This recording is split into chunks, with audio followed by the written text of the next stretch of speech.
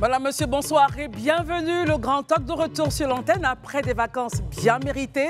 Nous sommes très honorés d'être avec vous encore ce soir.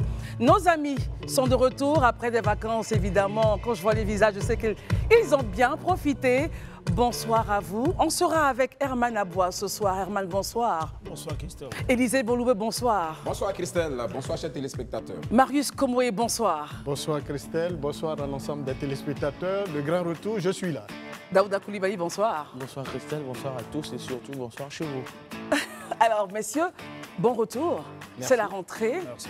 Toujours pour des analyses assez percutantes, très professionnelles comme vous avez su le faire depuis lors. Mais qu'est-ce que vous avez fait pendant ces vacances? Herman Aboua, c'était quoi votre agenda? C'était les vacances. On a essayé de meubler un peu le temps pour les enfants. Vous avez grossi un peu quand même. Hein? Vous avez un peu grossi. Hein? J'ai un peu grossi. Oui, ah ouais, c'est pas mal. C'était le repos quand même Oui, aussi. Donc, ça.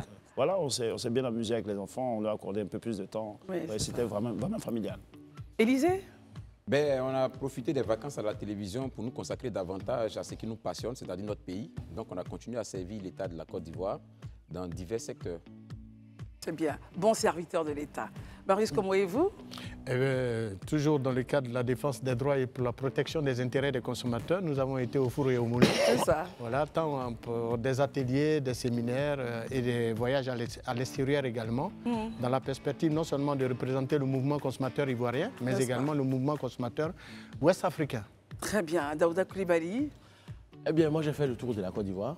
J'ai essayé d'aller à Yamoussoukro, après à Bouaké, à Korogo, à Vavois, à Divo, pour connaître le pays profond, pour ne pas faire comme les autres, avoir de l'argent et aller à ailleurs. l'extérieur. Donc je tiens ici à saluer Sissi Ismaël, qui est au niveau de Bouaké, qui ont été de véritables soutiens pour moi au niveau de ma commune, et Lucas Djarasouba, au niveau de Paris, qui ont fait que les vacances ont été véritablement bien pour moi. De belles vacances. Voilà, et je tiens à saluer tous ceux qui ont été avec nous durant ces vacances.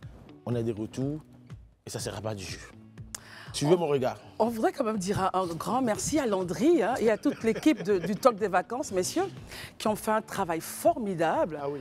Landry et toute la team du Talk des vacances, ils ont fait un travail excellent. Landry, en tout cas, bon repos. Mais il n'y aura pas de repos pour lui puisqu'il va reprendre. Il y a problème. Exactement. Le Grand Talk démarre maintenant. Il y a solution. Il y a solution, pardon. Il y a problème, c'est John Jay. Nous démarrons maintenant avec un sujet intéressant. Le PPACI dénonce l'annonce. Le nom du nom Gbagbo à Simone Eivé par France 24. On démarre tout de suite.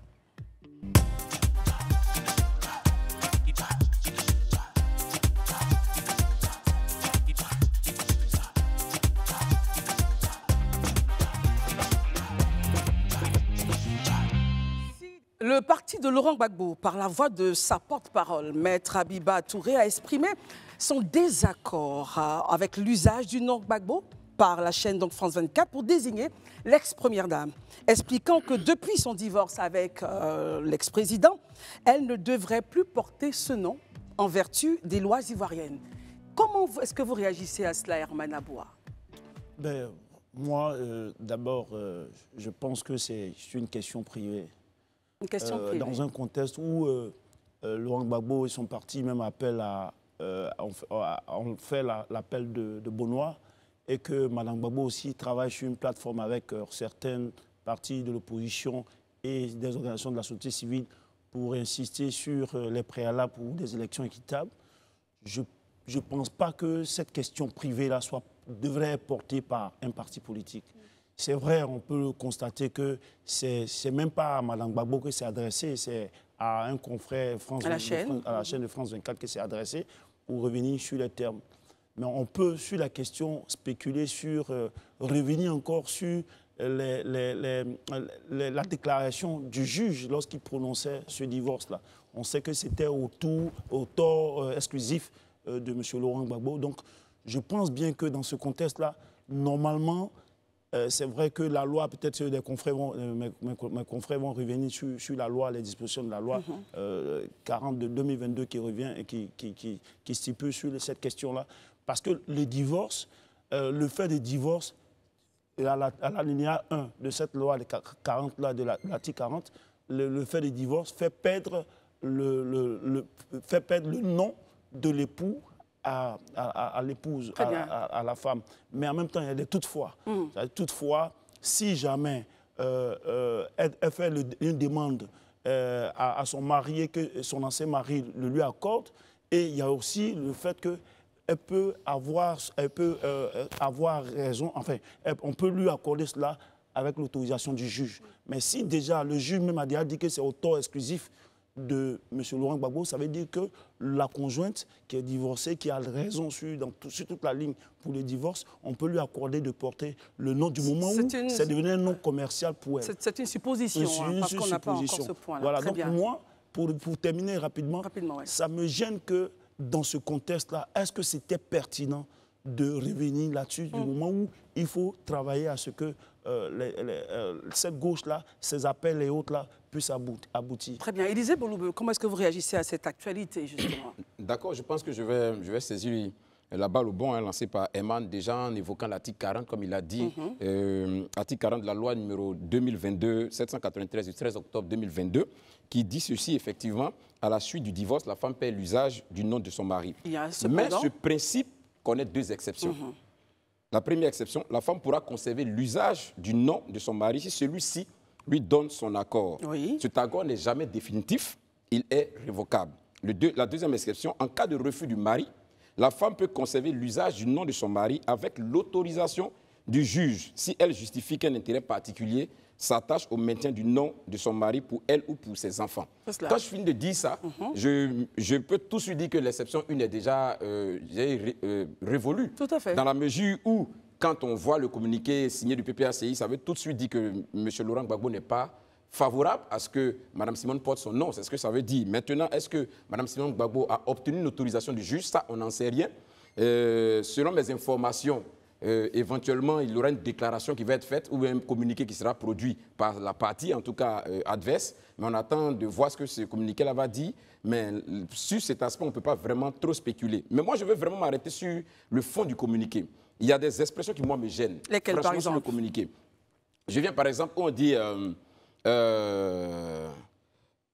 dans un contexte où l'unité de l'opposition est cruciale, il est regrettable qu'une chaîne aussi largement suivie ait choisi de présenter l'interview de cette manière en utilisant ainsi le patronyme de son Excellence le président Laurent Gbagbo. Je me pose bien la question de savoir l'utilisation en quoi le fait que France 24 ou n'importe quel média utilise le nom de Mme Gbagbo, pardon, du président Laurent Gbagbo pour parler de Mme Gbagbo viendrait à effriter ou à affecter de façon négative l'union ou la cohésion de l'opposition. Apparemment, c'est gênant pour le PPACI. Je me pose une question, mais en quoi est-ce que le fait d'utiliser ce nom peut affecter l'unité ou la cohésion au sein d'une opposition?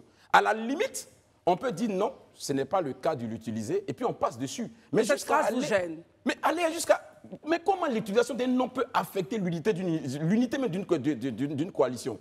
Si je me pose la question, est-ce parce qu'aujourd'hui France 24 appelle Mme Simone Ivé Gbagbo que ça peut affecter ou bien entacher l'unité de l'opposition? Il y a un problème. Ça veut dire que les ressentiments, et c'est ce que je dis toujours ici, ça veut dire que les ressentiments subsistent. Et c'est ça, malheureusement, que moi je condamne. On ne peut pas continuer à faire de la politique sur la base du ressentiment. Mais alors, Élisée, je reste avec vous une question. Ce sera un ressentiment politique ou peut-être personnel, selon vous? Ben, je pense qu'il y a des deux. Je pense qu'il y a des deux. Ressentiment personnel d'abord, parce que comme Eman l'a évoqué, c'est une situation privée, c'est une situation de famille. Je ne vais pas trop rentrer dans cet aspect, mais ça peut être aussi politique. Quand on voit un peu, suite à l'appel de Benoît, la plateforme mise en place par Mme Simone Ivé, et donc qui a mobilisé l'ensemble des partis politiques, on peut voir quelque part là, je dis une certaine friction, parce qu'on se dit quelque part, il y a un leadership qui doit être pris à ce qui concerne la cohésion au niveau de l'opposition. Donc, ça peut être aussi des ressentiments qui tirent leur essence d'une vie privée, mais qui se débordent, se déversent dans la sphère politique. Et c'est ce qui vraiment, moi, me gêne, franchement. Très bien. Marius Kombouré, j'aimerais avoir votre point de vue sur le sujet. Notre point de vue rejoint le point de vue de nos deux prédécesseurs. Aujourd'hui, les Ivoiriens attendent mieux que ça. Je l'avoue, en tant que responsable d'organisation de la société civile, et ça je le répète toujours pour que ça soit clair dans l'esprit des uns et des autres, nous avons des données au niveau national qui ne concourent pas véritablement à entendre ces choses-là. Aujourd'hui, ce que les Ivoiriens attendent des partis politiques, ce n'est pas de ces genres de déclarations. En quoi le fait que Mme Gbagbo ne doit plus utiliser le nom de M. Gbagbo touche au bien-être social des Ivoiriens. Pourquoi que Simone est Yvé? En quoi cela permet à mes parents de Douokwe, de Bangolo, de Téné et de Maféré et autres d'avoir l'électricité 24 heures sur 24 heures. Alors, il s'agit quand même d'un parti politique sérieux, organisé, qui a fait ce communiqué. Mais justement... Cela veut dire que la chose leur tient à cœur, Marius Komoué. Bien entendu, ma chère Christelle. Bien évidemment, c'est parce que c'est un parti qui se veut sérieux, organisé, que ce parti, l'autre l'a dit tantôt, Élisée Boloubé l'a dit, ce parti doit se démarquer de ces choses-là. C'est une affaire privée. Une affaire privée. Bon, depuis que M. Gbagbo est venu de la Haye en 2021, qu'avons-nous assisté? Déjà à l'aéroport. Ensuite, cette histoire de divorce. Qu'est-ce qui s'est passé à l'aéroport pour ceux qui ne se rappellent pas? Mais à l'aéroport, Mme Gbagbo est allée l'accueillir. Elle qui voyait revenir son ancien époux, son époux, devrais-je dire. Parce qu'à l'époque, il n'y avait pas de divorce. Si nous sommes dans le cadre de cette problématique, donc on va dire Mme Simone Yvé. Mme Simone Yvé Gbagbo, puisqu'à l'époque, elle était encore Marie. La demande a été faite 3 jours après, de divorce a été faite 3 jours après. Pour ce que nous savons, cette histoire de divorce date depuis 2011, quand M. Gbagbo avait été arrêté. Et donc, il est même parti à la Haye avec ça. Mais il est revenu. Bon, on a vu ce qu'on a vu à l'aéroport, à amener les Ivoiriens à avoir un tant soit peu d'émulation, j'allais dire d'empathie pour Mme Gbagbo. Attendez, vous avez dit que cette histoire de divorce date de 2011. Oui, exactement. Alors que la procédure... M. Gbagbo avait déjà manifesté sa volonté de divorcer depuis bien longtemps. Ce n'est pas nouveau. Puisque justement la procédure a été entamée 3 jours après. N'étant pas à Abidjan, puisqu'il avait été transféré hors du pays pour le fait que la CPI le poursuivait, il a fallu donc son retour pour enclencher donc, le processus de divorce. Mais le processus de divorce a été prononcé par la juridiction compétente au niveau national. Aujourd'hui, ce que nous recherchons, c'est que tous les Ivoiriens savent que le couple est divorcé. Mieux, nous venons d'assister tout récemment à un nouveau mariage de M. Laurent Gbagbo avec une autre, Mme Nadi Bamba, qui porte aujourd'hui assurément, et vu leur nouvelle union, le nom de M. Gbagbo. Alors, M. Gbagbo est en droit de demander ou de ne pas... Mais la place, leur combat doit se faire en justice, mais loin justement de nos problèmes. Parce que si moi je divorce avec ma femme, ça ne préoccupe aucun Ivoirien. Si ma femme demande à ne pas à porter encore mon nom, mais ça intéresse en quoi les Ivoiriens dans leur quotidien? Eux qui souffrent et qui croulent sous le poids des problèmes. C'était ça qu'il faut. Et qu'il s'agit aujourd'hui, là, quand on regarde ce qu'a réalisé le régime actuel, depuis leur avènement au pouvoir, en termes d'infrastructures, en termes d'adduction d'eau potable aux populations, en termes de couverture nationale. C'est là le vrai débat. Mais c'est ça le vrai débat. Qu'est-ce qu'eux nous proposent en retour? Pourquoi on laisse ce parti pour aller avec eux? Voilà ce que nous leur demandons. Merci Marius. Écoutons Daouda Coulibaly. Est-ce que vous partagez la même opinion que vos collègues sur le plateau? Vous avez une autre vision de cette chose-là? Allez-y. En fait, j'ai une opinion assez mitigée sur la question. D'un premier plan, j'estime que c'est assez dommage que depuis le retour de M. Laurent Gbagbo, chaque fois ces affaires de couple, ces affaires de foyer se retrouvent être des affaires publiques. Là, franchement, j'estime que ce n'est pas ce que les Ivoiriens attendent. Mais quelque part, je suis un peu partagé et je peux comprendre la position aujourd'hui du PPACI. Pourquoi est-ce que je le comprends? Parce que selon des sources judiciaires, lors du divorce entre M. Laurent Gbagbo et Mme Simone et Yvé Gbagbo, la question relative au port du nom ou pas du nom n'a pas fait l'objet de débat ni de demande de la part de Mme Simone et Yvé Gbagbo lors du divorce qui a été déclaré au seul tort de M. Laurent Gbagbo pour adultère caractérisé et notoire. Donc, dès l'instant qu'il n'y a pas eu de débat en ce moment-là et que tu n'as pas demandé pendant le divorce, je pense que M. Laurent Gbagbo est dans son plein droit de demander à ce que tu ne portes pas son nom, d'autant plus que, comme Marie le disait tout à l'heure, il s'est remarié avec une autre femme. On le sait tous, elle s'appelle Nadi Bamba. Moi, aujourd'hui, on est en train de parler de la loi, ça et là, mais quelque part, ne nous voilons pas la face. Est-ce que quelque part, Mme Simone et Yvé Gbagbo ne fait pas planer en fait un certain flou autour de cette question du nom de Laurent Gbagbo? C'est-à-dire, on reste avec vous. Justement, merci beaucoup. Vous savez, regardez tous les comptes de réseaux sociaux de Mme Simone et Yvé. Jusqu'à présent, elle communique toujours avec le nom Simone et Yvé Gbagbo. Dernièrement, lors d'une de ses interviews qu'elle a accordées aux confrères de Fraternité Matin, elle a dit que Gbagbo, Laurent et moi, on va toujours se retrouver. Donc, le retrouver, c'est une femme politique. Quand on le veut, Simone Eiveu Gbagbo, c'est une bête politique. Donc, les mots qu'elle choisit peuvent faire planer un trouble dans le marécage politique. Quand on sait qu'aujourd'hui, disons-nous la vérité, M. Laurent Gbagbo a envie d'être celui qui va être la tête de proue de l'opposition. Le porte-étendard. Le porte-étendard, justement, face à Alassane Ouattara. Et quand on sait que Mme Simone Eiveu Gbagbo, aujourd'hui, est dans une coalition qui est en train de regrouper beaucoup de partis. Aujourd'hui, on regarde. Finalement, quand M. Laurent Gbagbo lance l'appel de Bonois, quel est le parti qui le rejoint, finalement? À part le GPS, un parti dissous, aujourd'hui en Côte d'Ivoire. Le seul parti qu'il a rejoint depuis l'appel de Bonois.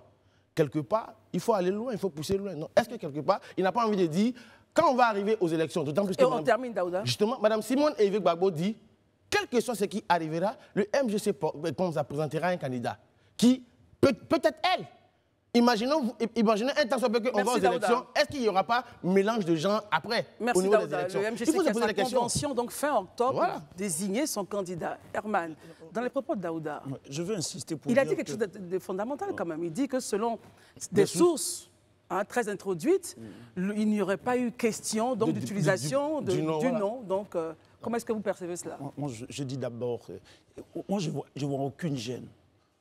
D'abord, il faut savoir quelque chose. L'affaire qu'on étudie, on analyse actuellement, ce n'est pas une demande, une procédure ou une requête de la partie Gbagbo dans leur procédure de divorce, consommée d'ailleurs auprès de la justice. C'est une inquisition, si tu veux, une note que Maître Abiba, avocate elle-même, qui est porte-parole du PPACI, fait à un organe de presse, à un média, sur l'utilisation ou bien le titre donné à leur échange. Moi, je dis aujourd'hui, si Laurent Gbagbo et ses avocats estiment que, c'est lui qui est le client, estiment que Mme Gbagbo ne doit pas porter son nom, c'est à lui de saisir les juridictions compétentes pour obtenir cela ou voir la décision du juge compétent dans l'affaire. Si Mme Gbagbo veut continuer d'utiliser le nom, parce que la loi, dans ces toutefois, vous avez dit tout à l'heure, il y a deux toutefois, tout à fait. Deux exceptions, enfin toutes les toutefois, lui permet de demander cela. Mais moi, ma question que je pose, tu as dit que c'était une interprétation. Est-ce que, dans ce qu'on lit ici, auto-exclusif de Laurent Gbagbo, pour des motifs d'adultère, là où il a révélé, caractérisé et notoire d'abandon de domicile conjugal, ainsi que d'injures graves envers Mme Simone Gbagbo, son épouse. Est-ce que ces faits-là ne peuvent ajouter au fait que un nom qu'on a dans un mariage, ça devient après notre identité, ça devient après, je veux dire, un produit commercial pour nous, pour notre identité. Est-ce que avec cela, elle ne peut pas avoir l'autorisation de ce juge-là, même si Gbagbo lui refuse d'être d'accord, d'un juge de porter toujours le nom Gbagbo. Peut-être c'est fort de cela que les avocats de Mme Gbagbo n'ont pas peut-être introduit cette requête auprès de la justice. Parce que vu la décision de justice, ça serait peut-être improbable qu'un juge refuse. Donc selon vous, Herman, de facto, en fonction donc de la décision du juge, de facto... Oui, mais c'est comme si on dit à tort et juste. Ça veut dire que tout ce que Mme Gbagbo va demander, Mme Simone Eiveu Gbagbo, il faut le dire, va demander, la justice pourrait lui accorder parce que c'est au tort de tout. Ça n'a pas été... Très bien. Mais oui, mais on n'est pas encore dans une autre décision. Donc voilà. C'est bon, très bien, c'est parfait. Mais pourquoi est-ce que les gens ne portent pas ça devant des juridictions et qu'on porte cela Est-ce que justement le fait d'enclencher encore une autre affaire ne va pas justement revenir à diviser, à parler encore plus de division? Mais c'est pourquoi on vous dit que ce n'est pas pertinent dans le contexte politique actuel. Écoutons Élisée, s'il vous plaît. Élisée Boloube. Ok, d'accord. Je pense que Herman me devançait sur un sujet sur lequel je voulais rebondir concernant l'intervention de Daouda. Oui. Voilà, je pense qu'il faut faire des précisions. Il y a des précisions à faire.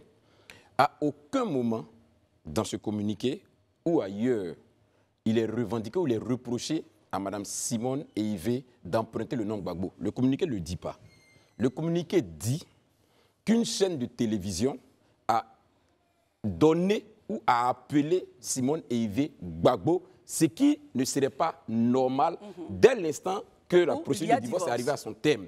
Et selon, il s'appuie sur la loi ivoirienne. Effectivement, ils ont raison. Sur la loi ivoirienne, on ne devrait pas. Donc, c'est une interpellation à l'endroit d'un média et ils vont plus bas pour dire que c'est à l'ensemble des journalistes de respecter ce processus-là.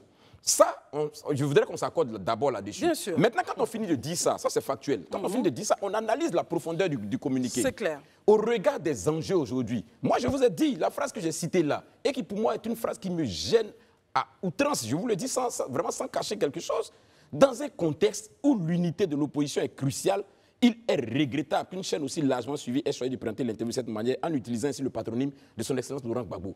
Je repose ma question. En quoi le fait qu'une chaîne de télévision décide d'appeler Mme Simone Eivé Gbagbo pourrait attenter à l'unité ou à la cohésion au sein de l'opposition? C'est ce que je demande. Apparemment, pour le PPACI, oui. Mais attention, raisonnable. Ça ne pose pas de problème, il n'allait pas En quoi ça peut poser un problème en termes d'unité et de cohésion? Je pense qu'il faut qu'on aille plus loin. C'est un faux débat, Il faut qu'on aille plus loin que ça. Il faut qu'on aille plus loin que ça. Si on veut être juste, si on veut être vraiment, je dis, conséquent envers soi-même, mais rappelons l'ordre chronologique des choses. Je pense que les Ivoiriens ont besoin de savoir. Quand le président Laurent Gbagbo rentre le 17 juin 2021 en Côte d'Ivoire, il se donne 4 jours. C'est lui qui demande à son avocat, Maître Métono, qui est encore vivant, de produire un communiqué dans lequel il informe l'opinion nationale et internationale qui divorce d'avec Mme Simone. Certains disent 3 jours. Bon, allons-y, oui. En 2023, l'avocat Dadje fait un communiqué également, et il dit, le 30 juin d'ailleurs, et il dit que désormais, le divorce est consommé au tort exclusif de M. Laurent Gbagbo. Mais en réalité, qui est-ce qui a envoyé tout ça sur la place publique? C'est M. Laurent Gbagbo qui a envoyé tout ça sur la place publique.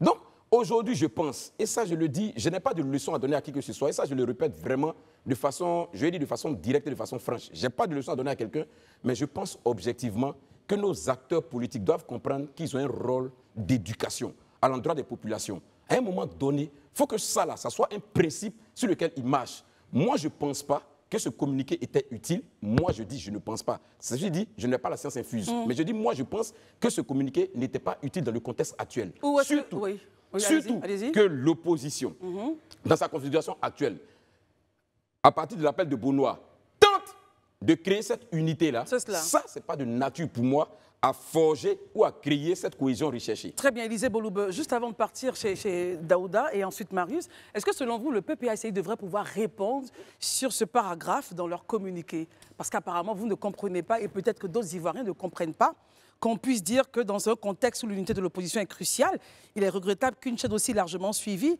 avec tout ce qui a été dit, ait utilisé donc le nom Gbagbo pour l'attribuer à Mme Simone Eivé. Pour vous, il faut pouvoir expliquer cela. Mais pour moi-même, pour expliquer, bon, je ne sais pas, je pense que je n'ai pas la prétention de leur demander quelque chose ou de leur donner des ordres, mais je me dis, je pense qu'on va sur la base du bon sens. Moi, je dis honnêtement, il faut qu'on aille sur la base du bon sens. On ne parle pas avec passion, mais on essaie de prendre chaque phrase, et puis c'est en français que c'est écrit. Moi, je veux qu'on soit factuel.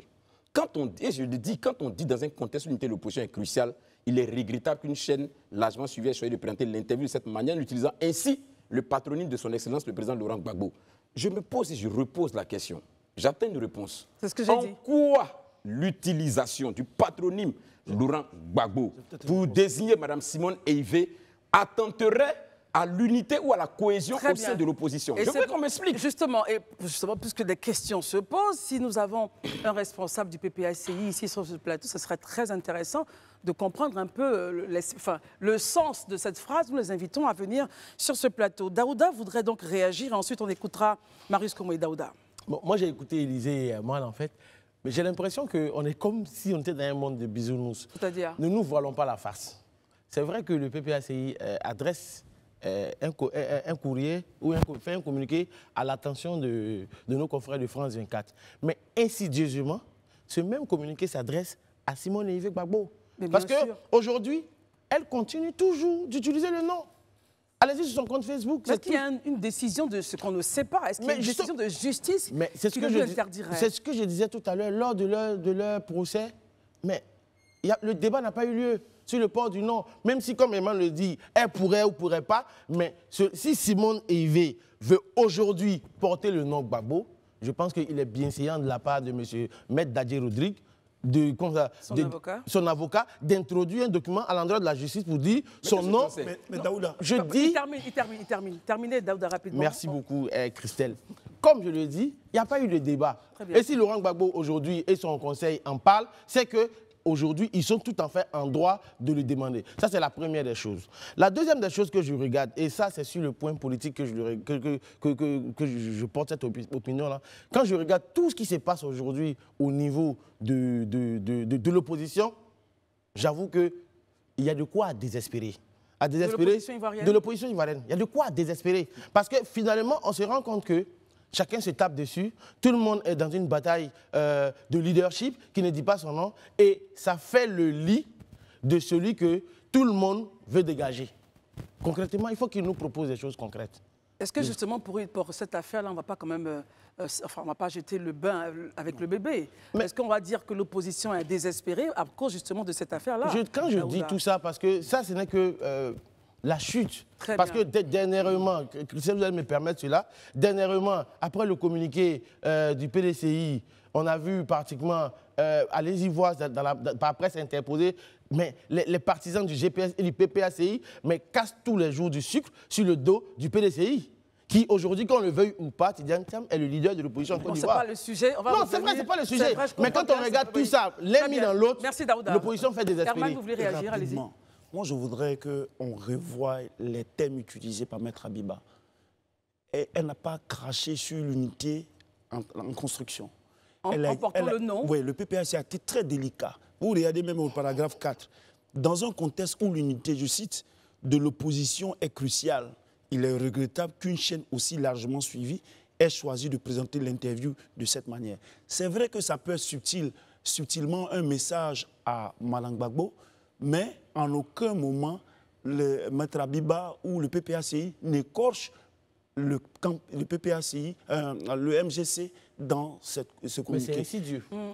Et le message, Élisée l'a dit, c'est pointé, c'est adressé aux confrères très France précis. 24. Très précis.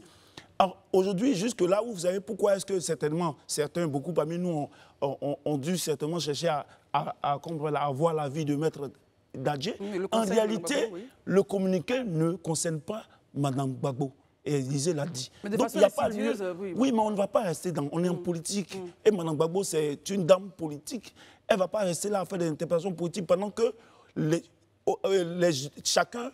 Enfin, eux tous appellent à une certaine unité. Mais il y a un vrai débat quand même qu'il faut porter en réalité. Le vrai débat, c'est lequel? Le vrai débat, il est soulevé par le PPACI qui estimerait que le nom Gbagbo ne devrait plus être porté par elle. Oui, mais vous étiez en train de voir si cela pourrait emporter l'unité qui est en construction. Tout à fait. Et j'estime que non, on n'en est pas encore là. Très bien. Il faut appeler les deux parties. Parce que lorsque Daouda disait tout à l'heure, pourquoi est-ce que M. Dadje n'a pas introduit cette demande-là de porter le nom? Mais aussi, on pourrait dire aussi, pourquoi est-ce que M. Laurent Gbagbo n'a pas demandé aussi à la justice ivoirienne de refuser le port de son nom? Alinéa 1, Herman. Oui, mais de l'article 40. L'article 40 dit après quoi? divorce. Oui. La paix du nom. Après le divorce, la femme perd automatiquement le nom. Donc, si Laurent Gbagbo voit qu'il est, il est gêné par cela, lui aussi, il n'a qu'à aller il peut s'adresser à la justice au fin d'avoir des réponses. Très bien. Bon, je l'ai dit.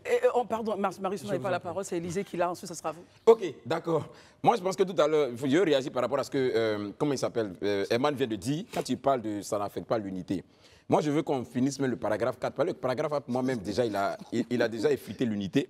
Mais on va même encore plus bas, où il dit « Il est de la responsabilité », on lit bien, des journalistes de respecter les faits et de ne pas suggérer, écoutez bien, des tensions ou des oppositions qui n'ont pas lieu d'être, surtout lorsqu'il s'agit de questions aussi sensibles. Quelle est la question ici sensible? C'est le port du nom, apparemment. Mais je te dis, mais encore le port du nom, là, ça peut être de nature jusqu'à créer des tensions ou des oppositions.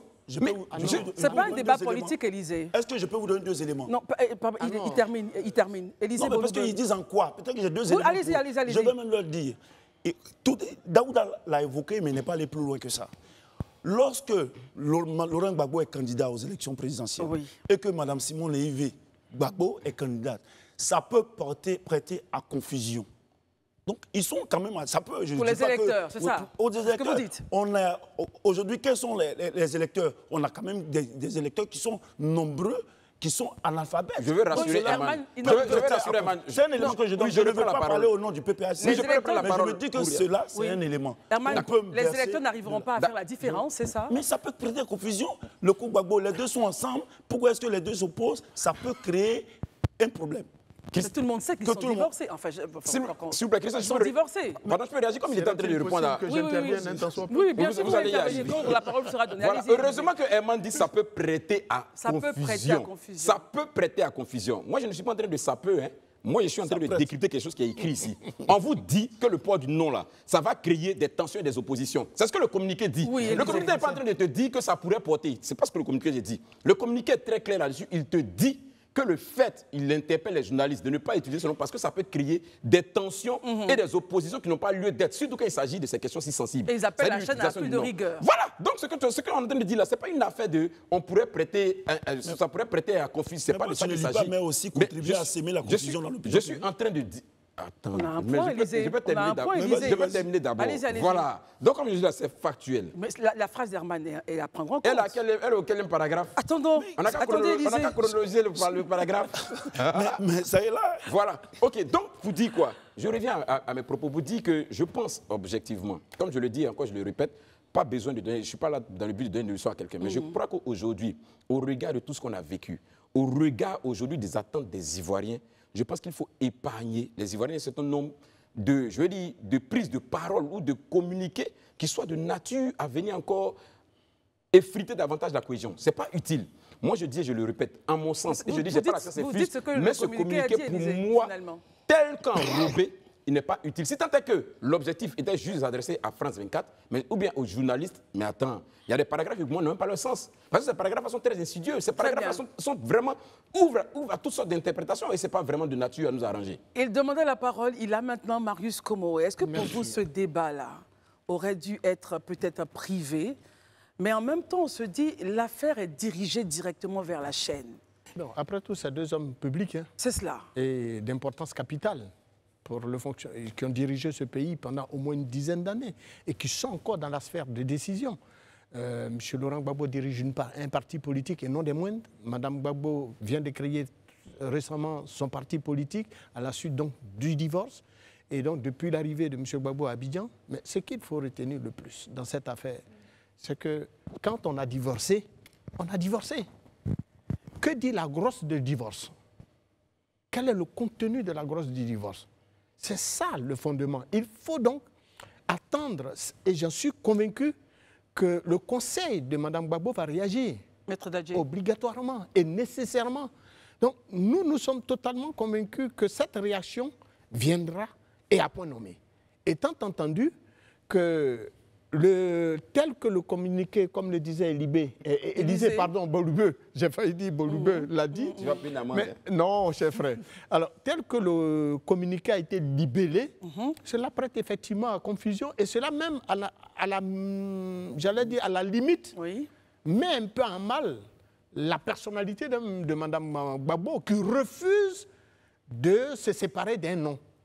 Le communiqué ne lui est pas adressé, il est adressé à France 24, mais vous vous dites de façon insidieuse. De façon insidieuse, elle peut se sentir donc blessée dans son amour propre en tant que femme, hein, de ce qu'on puisse la vilipender de la sorte, entre griffes, vilipender. Donc, pour nous, il est tout à fait indiqué que nous cherchions à connaître le contenu de cette grosse, la grosse qui confère le divorce au couple. De plus, nous voulons quand même dire une chose, et ça j'insiste là-dessus. Ce qu'aujourd'hui les leaders politiques de la trempe de M. Laurent Gbagbo, les Ivoiriens attendent d'eux, face à un régime, depuis Houphouët-Boigny, on n'a jamais vu un régime réaliser autant d'infrastructures que ce régime l'a fait. On peut lui attribuer toutes sortes de noms, mais on ne peut pas vraiment nier le travail abattu par ce régime en quelques années, pour ne pas dire 15 ans de pouvoir. On pourra faire ce débat-là après. Oui, mais bien sûr. Mais moi, je suis au cœur. Hein, et voilà, je suis leader de la société civile et je suis au cœur. Donc, avec moi, il n'y a pas de débat sur ça. Merci, Marius. Donc, le seul débat qu'il y a, c'est la couverture. Et je l'ai dit, en matière de couverture du territoire national au niveau de l'électricité. Non, Marius, ce n'est pas le débat. Ce n'est pas le débat. Donc, le bilan, on le fera. Donc, quand on a fait tout ça, On dit aujourd'hui, là, qu'est-ce qu'on vient nous proposer en lieu et place de ce qui a été fait par le régime actuel, de sorte à ce que nous tournons le dos au régime actuel pour prêter nos votes, pour prêter nos voix de vote à un autre régime que nous jugeons plus compétent, plus pragmatique face à nos difficultés. Voilà ce que nous disons. Sinon, pour tout le reste, les histoires de... Merci Marius. Ne porte pas mon nom, porte mon nom, on n'en a pas besoin. Très bien. On se retrouve dans quelques instants. Tout de suite. Merci d'être avec nous. Merci d'avoir suivi le journal présenté par Isabelle Vauvor, Herman Aboua, Élisée Boloubeu, Marius Komoé et Daouda Coulibaly sont toujours avec nous. Nous invitons de façon vraiment très solennelle Maître Abiba Touré, porte-parole du PPACI, à l'effet de venir peut-être éclairer encore, mieux éclairer, j'allais dire, nos lanternes sur le communiqué donc, qui a été produit à l'endroit de France 24. Alors, messieurs, aujourd'hui, c'est la rentrée et 7 millions d'élèves donc, ont repris le chemin de l'école. Alors, entre investissement et réforme, la ministre est au taquet. Élisée Boloubeu, un mot là-dessus. Nos enfants repartent après 3 mois de vacances. Oui, 7 millions, ça représente environ 23,33% de la population ivoirienne. Donc, c'est pratiquement le quart de la population ivoirienne aujourd'hui qui est concernée par cette rentrée scolaire-là. Et vous imaginez, en tant que parent d'élèves, c'est toujours avec beaucoup d'émotion qu'on accompagne nos enfants à l'école. Mais au-delà, en tout cas, je dis de cet aspect-là, il faut déjà marquer un pas, je pense, à cette rentrée scolaire pour voir déjà les réformes, tout ce qui a été entrepris par les pouvoirs publics pour cette année scolaire, tout ce qui a été annoncé et qui est prévu d'être fait. Et éventuellement, je pense que la logique voudrait qu'il y ait un petit bilan quand même du passé. C'est clair. Voilà, on se rend compte, en tout cas pour ce qui concerne le bilan, que depuis maintenant 3 ans, les résultats aux examens scolaires, quoique n'étant pas forcément extraordinaire, mais s'améliore. S'améliore, voilà. Sauf le baccalauréat qui a quand même... Oui, qui a baissé d'environ 2 points. Ouais. Oui, voilà. Sinon, le BEPC et le CP quand même sont quand même montés. Donc, il y a quand même quelques efforts qui sont faits. Et on ne peut pas dormir sur les lauriers, il faut les améliorer. Donc, à la faveur de la rentrée, je l'ai dit, de la réunion de rentrée qui a eu lieu le 2 septembre dernier au lycée d'Agnaman, la ministre a expliqué ou du moins évoquer les réformes qui sont prévues pour cette année scolaire, parmi lesquelles la suspension des cours de mercredi, parmi lesquels ou du moins le retour du calcul mental, voilà, qu'on avait l'habitude de faire.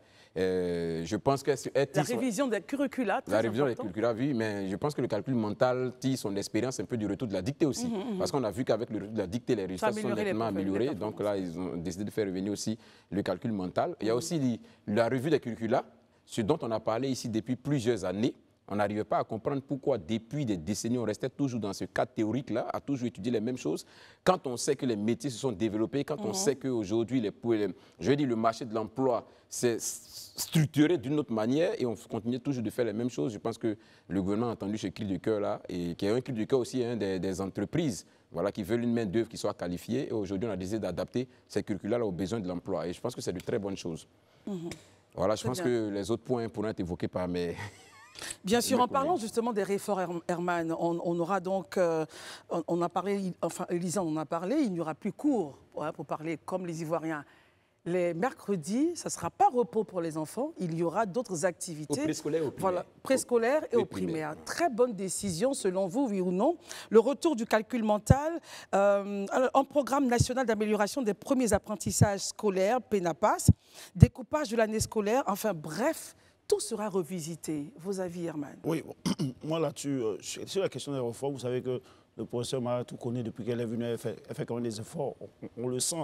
Aujourd'hui, de plus en plus, nos enfants s'expriment mieux. Donc, on voit déjà ça dans les résultats. Le calcul mental, Élisée l'a dit, on ne va pas revenir là-dessus. Mais moi, au niveau des réformes des curricula, c'est vrai, il faut une certaine adéquation de marché de l'emploi avec la formation qu'on reçoit. Bien sûr, et ça commence très tôt. Ça, c'est très intéressant qu'elle introduise. Mais moi, au-delà de cela, moi, je voudrais aussi qu'on ajoute la réforme du système d'évaluation. C'est-à-dire? Moi, je pense que le système d'évaluation, tel qu'on l'a aujourd'hui, pénalise nos enfants et, je dirais même, abrutit nos enfants. Exemple. Je vais expliquer.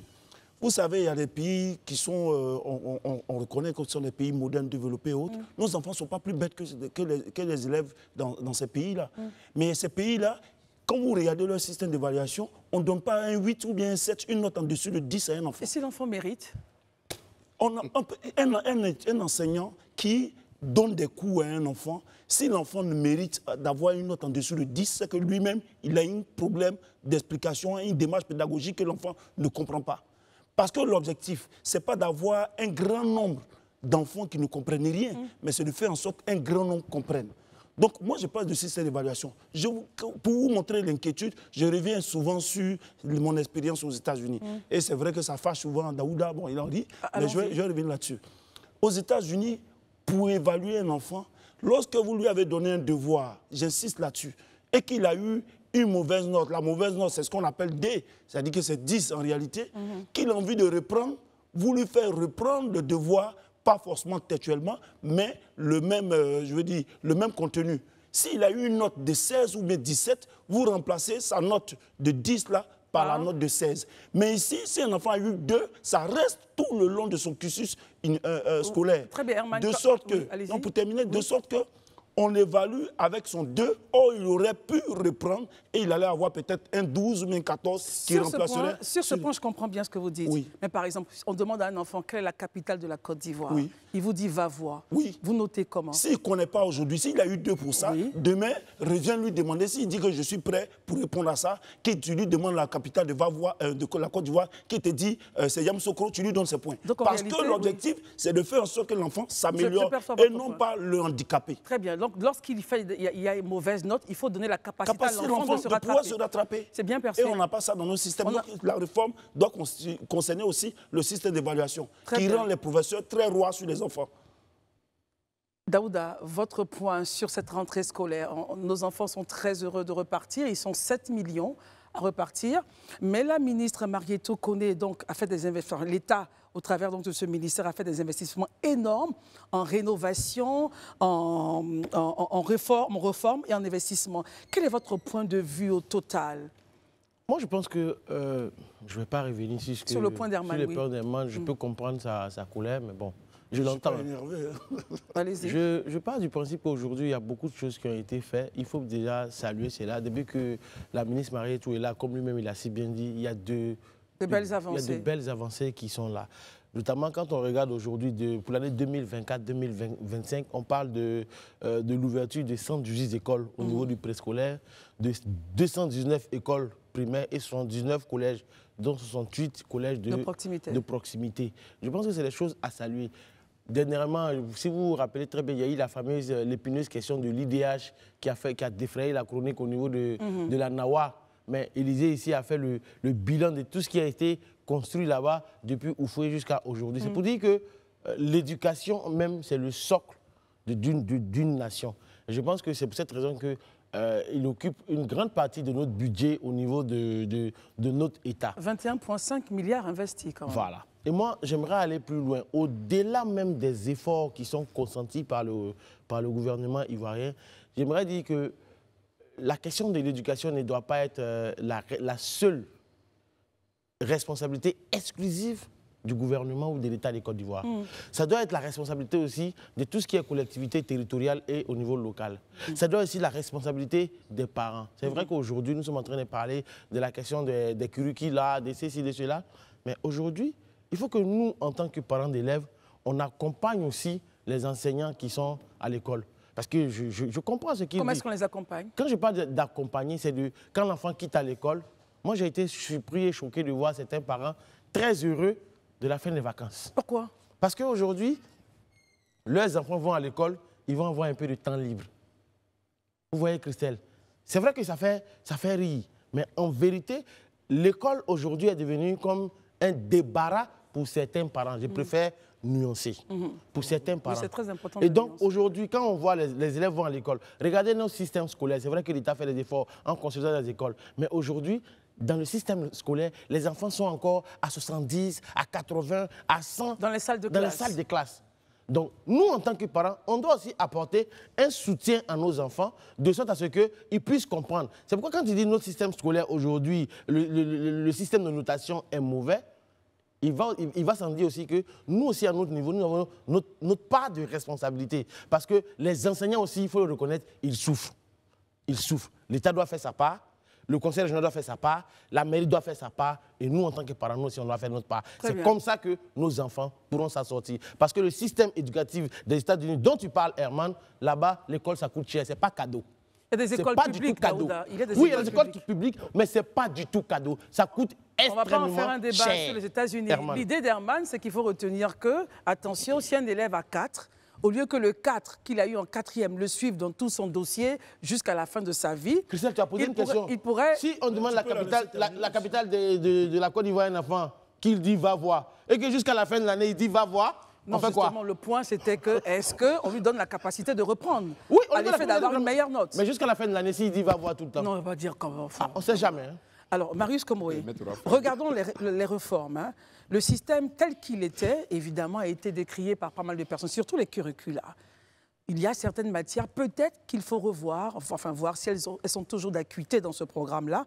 Mais le fait que la ministre parle des curricula, on parle du mercredi qui sera utilisé autrement, on parle de l'introduction, j'avais noté ça quelque part, l'introduction des TIC au secondaire, la bourse nationale du manuel scolaire, enfin bref, pour vous, on pourrait aller vers une école 100% excellente avec toutes ces réformes. Marius, votre avis? C'est tout le mal que nous souhaitons à notre État, et plus particulièrement à notre système éducatif national.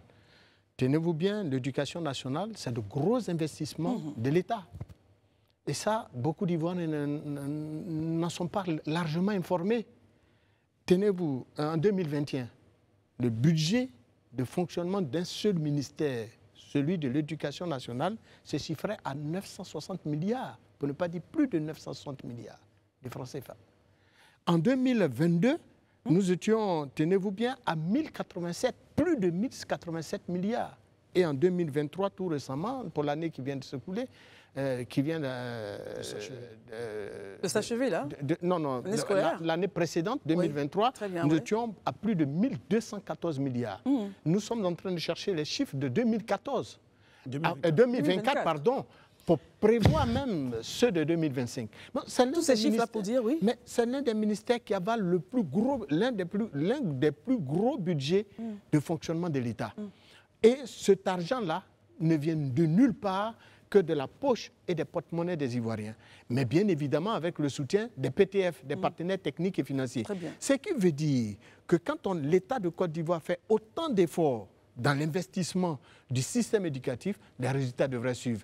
Et donc, toutes ces réformes, telles que vous les avez énumérées et dont mes collègues en ont parlé, mais nous donnent des lueurs d'espoir quand on sait que l'éducation nationale, à un moment donné, avait pris du plomb dans l'aile. Aujourd'hui, beaucoup de parents commencent à être très satisfaits des résultats qui nous sont très régulièrement annoncés.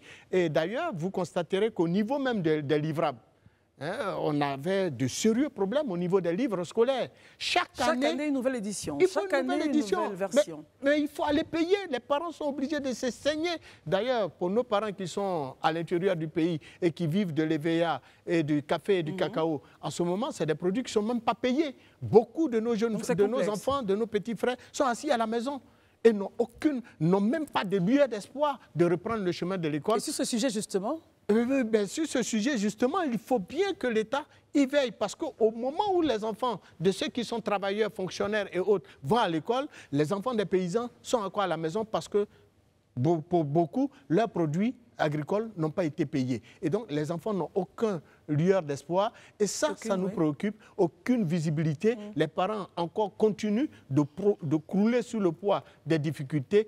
Et ça, nous tous qui avons été à un moment donné, nous sommes partis de nos villages pour aller à l'école dans certaines circonscriptions du pays, nous en savons quelque chose. Est-ce que justement la bourse nationale du manuel scolaire ne vient pas réguler la question, Élisée Bouloubeu? Et bien sûr. Bon, je pense que c'est une des solutions. Je dis, voilà, une des solutions, quoi qu'on puisse en trouver plusieurs. Je pense que c'est déjà bien de commencer ainsi. Ça va permettre quand même de gérer cette question-là. Très souvent, on est face à de la surenchère.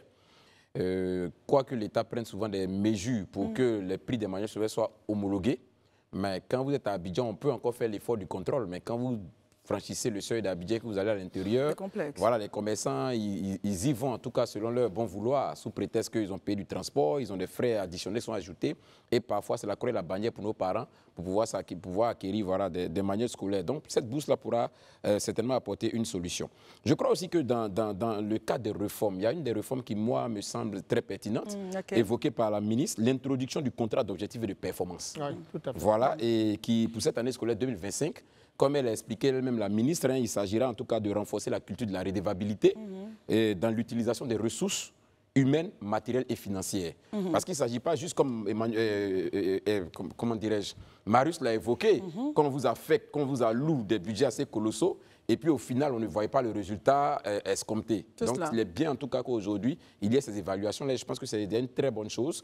Et puis aussi, il y a l'institution d'un prix qui va récompenser le meilleur enseignant et du secondaire et le meilleur éducateur. Je pense que c'est bon. Motivateur. Oui, c'est des éléments qui stimulent en fait. C'est des éléments qui stimulent, qui vont permettre aux uns aux autres vraiment de s'accrocher. Mais quand je finis de dire ça, je vais revenir sur un point que Daouda a abordé qui pour moi est essentiel. Il faut aujourd'hui que l'ensemble des citoyens comprennent que la question de l'éducation n'est pas inhérente juste au pouvoir public.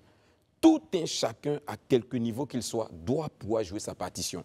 Si nous voulons demain trouver un État qui soit un État fort, si nous voulons laisser à nos enfants une république qui soit une république forte, où les uns et les autres ont leurs droits respectés et non bafoués, où ils peuvent, par leur éducation, s'insérer dans le tissu social, il faut que nous tous, on s'y mette. Je le dis, je regarde les pouvoirs, les collectivités locales. L'État ne peut pas tout faire. Justement, il y a des collèges qui sont bâtis, l'État ne peut pas tout faire. Même les associations de villages, l'État peut nous bâtir un établissement de 6 classes. Mais l'établissement a besoin d'être entretenu. Parfois, les toitures s'envolent du fait de la pluie. On attend encore que la direction régionale envoie les moyens financiers pour qu'on puisse couvrir. Pourtant, nous avons une mutuelle de développement peut-être, ou des cadres dans la région. À un moment donné, il faut que nous-mêmes, on commence à pouvoir prendre à cœur l'éducation. Même quand on voit aux abords des écoles les débits de boissons et tout ce qui se fait. Mais nous-mêmes, en tant que citoyens, là, on peut se plaindre. Moi, je peux aller au commissariat porter plainte pour dire, mais ce débit de boisson, c'est devenu une école, ce n'est pas normal. Parce que l'État a dit qu'il ne doit pas avoir de débit de boisson. Mais il faut qu'on reste les bras croisés et qu'on attende forcément qu'il y ait une action des pouvoirs publics. Si nous, tous, on ne prend pas la chose de l'éducation à cœur, on va injecter des budgets. Ça va continuer à croître. On va même arriver peut-être à 5 000 milliards demain, mais on n'aura pas les résultats escomptés parce que ça ne traîne que autour d'un groupe de personnes. Il faut que tout le monde s'implique pour qu'on puisse avoir une éducation solide et qu'on puisse construire un grand État. Ça, c'est important. Très bien. Herman, la responsabilité aussi. Marius, vous n'avez pas la parole. Non, je voulais juste ajouter. Non, vous n'avez pas la parole. Merci. Alors, Herman, justement, au niveau d'une réforme qui est très importante, et la responsabilité de l'État, ça sera donc de pouvoir la couvrir, c'est l'introduction d'éthique au secondaire. Oui. Pouvoir avoir des salles digitales dans tous les établissements de Côte d'Ivoire. Grosse responsabilité. Mais moi, je pense que c'est assurément l'aide des partenaires. Je crois qu'il y a quand même certains établissements qui s'essaient eux-mêmes. Mais je veux dire que aujourd'hui, quelqu'un qui est un élève, quelqu'un qui ne maîtrise pas l'éthique, c'est un analphabète aussi. Voilà. Donc, je veux dire que c'est bien qu'elle ait pris la décision. On aurait pu le faire 10 ans après ou 10 ans avant et autres, mais c'est bien qu'elle ait pris la décision. Maintenant, on parlait de la matérialité de cette décision en acte dans les établissements. C'est vrai, c'est 7 millions d'établissements. D'élèves. Je ne sais pas si c'est au niveau du secondaire. C'est primaire, secondaire. Préscolaire, primaire, secondaire. Donc, il faut trouver un système et aller regarder ailleurs, parce que ce n'est pas nouveau. Quand je dis toujours, il faut aller regarder ailleurs ceux qui ont de l'expérience dans ces genres de pratiques-là et puis les copier. Je sais que ça va encore faire mal encore à Daouda, mais aux États-Unis, dans une classe, il y a toujours... c'est vrai, il y a un endroit où on entrepose au nombre d'élèves présents dans la classe, s'ils sont 30 ou 25, il y a 25 ordinateurs ou tablettes. Et ils ont... Non, mais je donne un exemple. Ils ont cela, ils ne vont pas à la maison avec ça. Lorsqu'ils viennent, ils prennent, ils utilisent. Quand ils finissent l'année, ça est toujours là. Et l'autre classe, de sorte que l'enfant, le produit, ce n'est pas lui. Mais à côté de ces réformes-là, je voudrais quand même interpeller sur un aspect. Ça, c'est un plaidoyer que je veux faire. Il y a les frais d'inscription des élèves de l'État qui sont affectés dans les établissements privés. Allez-y demander aux parents dont les élèves, dont les enfants ont été affectés dans une école privée. Moi, par exemple, je paye mes filles, je paye 6 000 francs par exemple, dans une école publique, qui est quand même une bonne école publique, je ne m'en plains pas.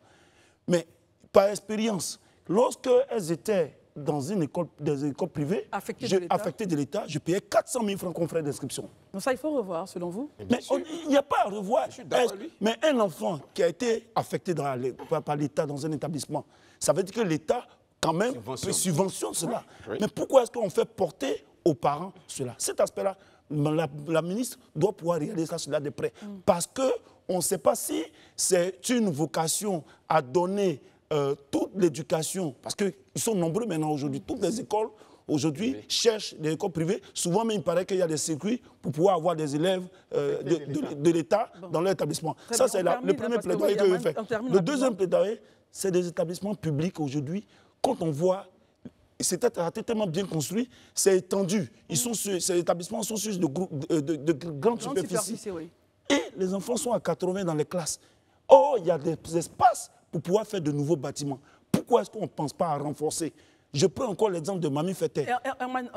Je termine avec ça. Voilà, Mamie Fetter qui a fait son entrée hier. Mais les enfants sont... Parce que les gens enseignent bien là-bas, tout le monde veut envoyer ses filles là-bas. Et finalement, les enfants se retrouvent à 60. Or, dans les classes, il y a de l'espace. On peut faire en sorte que ces établissements-là puissent avoir de nouveaux bâtiments. Écoutons Daouda et ensuite Marius pour terminer. Daouda, allez-y. En fait, effectivement, je partage son point sur la question des écoles primaires. Il n'y a pas plus de 2 jours, j'ai discuté encore avec Élysée. Il m'a dit, mais dans son quartier, il n'y a pas d'école publique. Ah. Oui. Il n'y a pas d'école publique. Moi, je n'ai pas d'EPP dans mon quartier. Voilà. L'école primaire publique n'existe pas dans mon quartier. En fait, la véritable problématique... On a quand même l'ouverture de 219 écoles primaires, mais on ne sait pas, en fait. On ne sait pas encore la répartition. Moi, mon postulat aujourd'hui, c'est pourquoi quand je reviens encore sur la question, je dis l'éducation ne doit pas être la seule responsabilité de l'État. Herman, je pense très bien que si tu es au niveau de Bergerville, en termes de collectivité, on peut se mettre ensemble pour nos enfants. Je vais te prendre un exemple. Une petite allégorie. C'est un peu comme dans nos quartiers, souvent, on a un égout d'évacuation qui est en train de couler. C'est de l'eau usée qui nous rend malades. Ça passe devant notre maison. C'est nous qui inhalons cette odeur-là. C'est nos enfants qui sont malades. Les moustiques rentrent chez nous et on est assis calmement. On dit, on attend l'État. Pendant ce temps, nos enfants se meurent. Pendant ce temps, nous-mêmes, nous sommes en train de mourir. Très bien. Je veux dire, clairement, Herman, à un moment donné, prenons nos responsabilités. Ces écoles-là, est-ce qu'on ne peut pas se mettre ensemble pour construire, pour renforcer les capacités de ces écoles-là? Quand on regarde dans les différentes écoles aujourd'hui, qui sont les anciens du lycée Caïman, les anciens du lycée technique, les anciens de telle école, pour construire des choses. C'est de ça aussi qu'il s'agit. Il ne faut pas tout attendre. Les associations des anciens élèves. Justement, il ne faut pas tout attendre. Okay. Sinon, effectivement, ce que tu dis, tu as raison.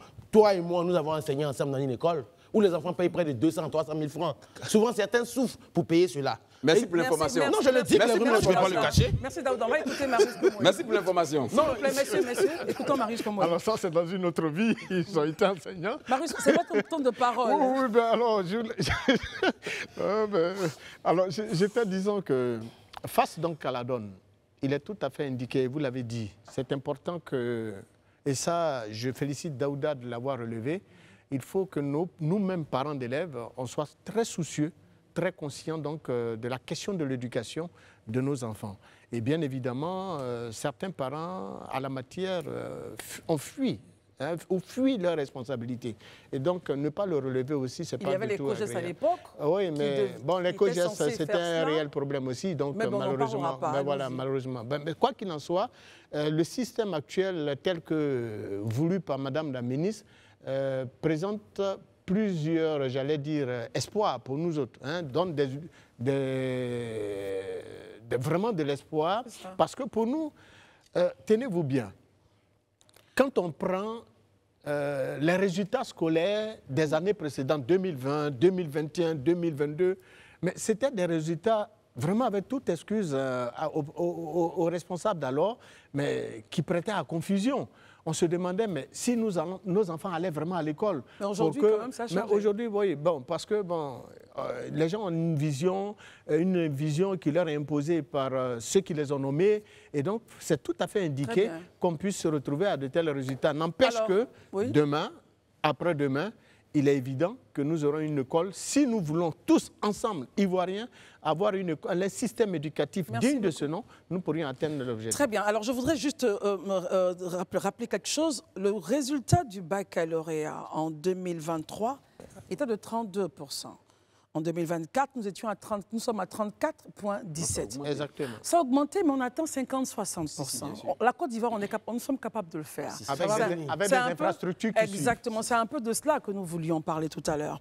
Et puis, nous voulons aussi dire pour tous ceux qui aimeraient justement savoir davantage sur ce qui va se passer pour cette rentrée scolaire, demain, à partir, Élysée, de 15h, au SICFU, à la cité administrative, vous allez donc avoir toutes les informations qu'il faut pour la rentrée scolaire et aussi des informations, des détails sur les réformes dont nous avons parlé ce soir. À travers l'émission Tout savoir su, organisée par le Centre d'information de communication gouvernementale. Élysée, c'est-à-dire que... Merci pour l'instant. Mais vraiment, si je ne respirais pas pour répondre à cette parole-là, merci quand même de m'avoir... Merci pour l'instant.